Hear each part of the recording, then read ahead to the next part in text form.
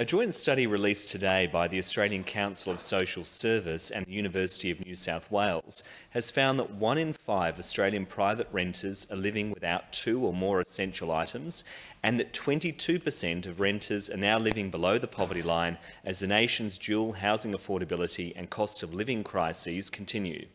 Chief Executive of ACOS, Cassandra Goldie, told ABC's 7:30 that this report paints a very grim picture in terms of deprivation for large numbers of people on low incomes across the country.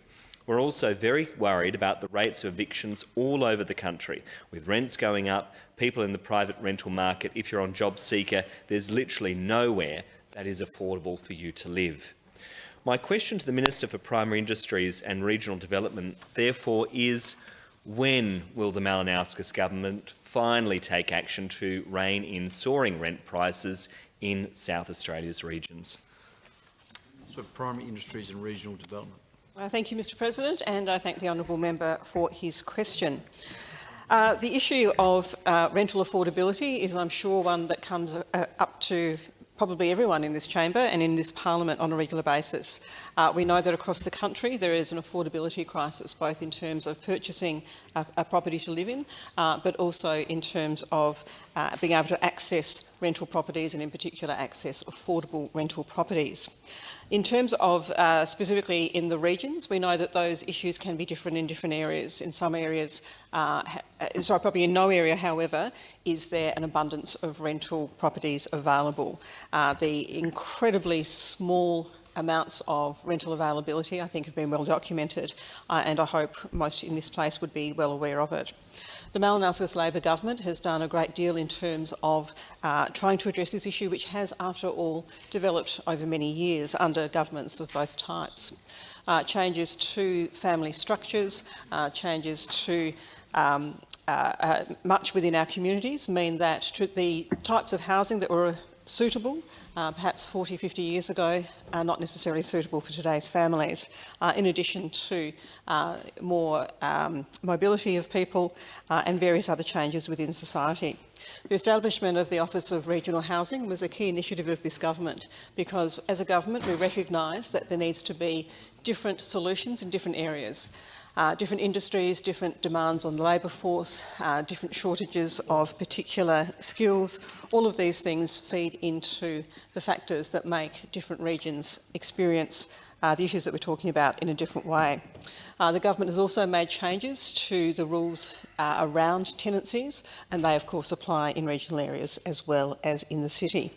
But the issue of supply of housing is of course key, and that's why there's been such a large amount of focus on that. In regional areas it can often be complicated by the fact that there is not such other infrastructure, or the infrastructure might be at the limits of its capacity. It's something that requires ongoing and coordinated approach, and I would certainly hope multi-partisan support. Sims. Question, Mr President, rising from the answer. How many new public homes has the Malinauskas government built in the regions, and would the minister support a freeze on rents so that South Australians can get some reprieve, particularly those in the regions?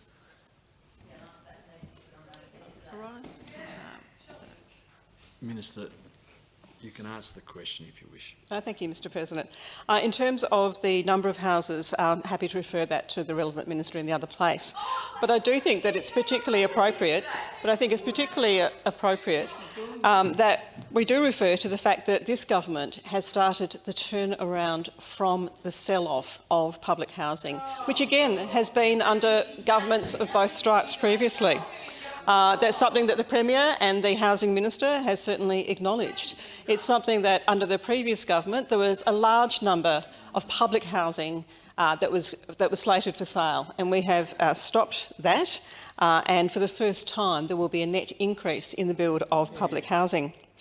In terms of a rent freeze, I think the honourable member is aware that the implications of that in terms of potentially reducing the supply of housing stock has been well documented and is not considered by credible economists to be something that would actually result in the outcomes that we would wish, which is more housing availability in the rental market, including in regional areas.